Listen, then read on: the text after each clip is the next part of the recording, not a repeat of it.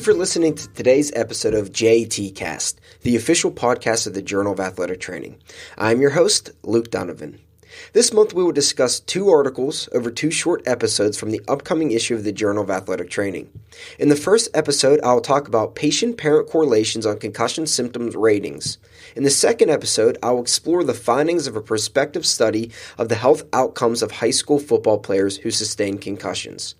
As a reminder, the article discussed today can be found on the JAT website, natajournals.org. And please remember that all content from JAT is open access to all readers thanks to the funding from the National Athletic Trainers Association. The title of the first article is Concussion Symptom Rating Correlation Between Pediatric Patients and Their Parents, authored by Dr. Tatiana Patsimas and colleagues from the University of Colorado School of Medicine and Children's Hospital, Colorado. Let's survey the scene. Within the United States, nearly 2 million sport or recreationally related concussions occur in children and adolescents annually. Diagnosis and treatment of concussions rely heavily on self-reported symptoms. As such, when working with children and adolescent patients, the parental involvement is imperative. Parents have the ability to monitor symptoms on an ongoing basis outside the clinical setting. Also, children's knowledge of concussions and the accompanying symptoms has been shown to be influenced by their respective parents' attitudes and knowledge. Therefore, understanding the relationship between patients and parents specific to concussion symptoms can assist medical providers with creating treatment plans and discussing recovery expectations. The Health and Behavior Inventory is a validated instrument that is commonly used to identify the most problematic patient symptom as well as the parental awareness of the symptoms following concussions.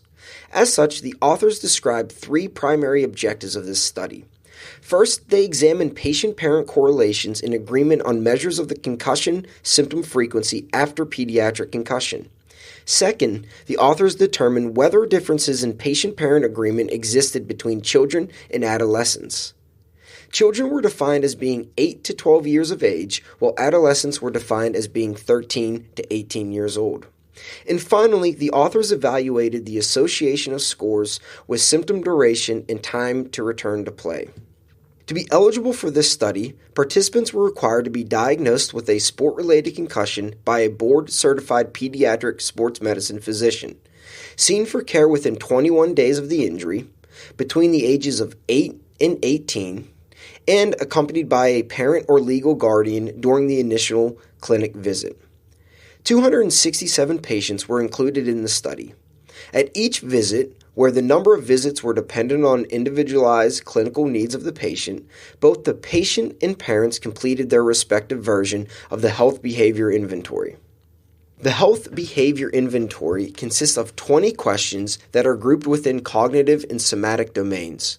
The questionnaire assesses the frequency of concussion symptoms using a 4-point Likert scale, where a 0 represents never experiencing the symptom, and a 3 signifies often experiencing the symptom. Considering the number of responses, scores can range from 0, or no symptoms, to 80, or maximum symptom frequency for all symptoms. The participants also completed various health history forms to document the diagnosis of various other injuries or illnesses, such as previous concussion, attention deficit disorder, anxiety, or depression. The authors also tracked the time from injury to when the patient was free of all symptoms, as well as the time from injury to when the patient received physician clearance to return to sport. Starting with demographic details, here are the results. Of the 267 patients, 76% were classified as adolescents and 72% were male. On average, patients were evaluated 8.9 days after the injury. Patients reported higher overall cognitive and somatic health behavior inventory scores than their parents.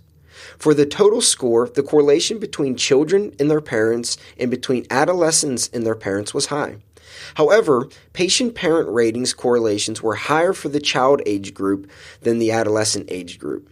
Additionally, analysis indicated that there was some evidence for systematic disagreement between patient and parent health behavior inventory scores, where patients tended to report higher frequency of symptoms. When patient groups were combined, patient scores obtained at the initial post-injury evaluation were associated with symptom resolution time and return to play time. but parent ratings in these domains were not.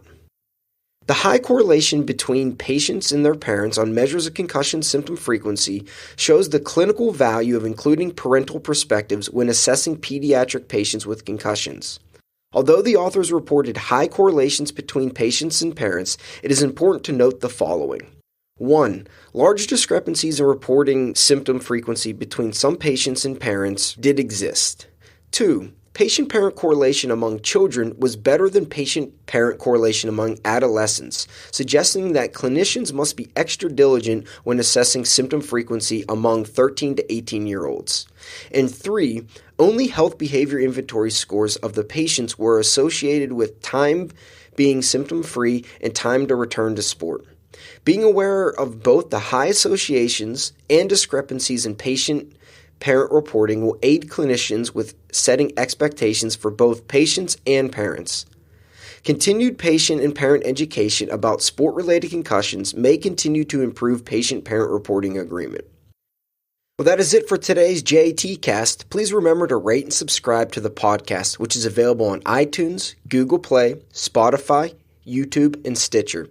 You can find out more information about upcoming podcasts and other JAT events on our Twitter, Facebook, and Instagram accounts at JAT_NATA. Thank you for listening and keep a lookout for our next JATcast episode.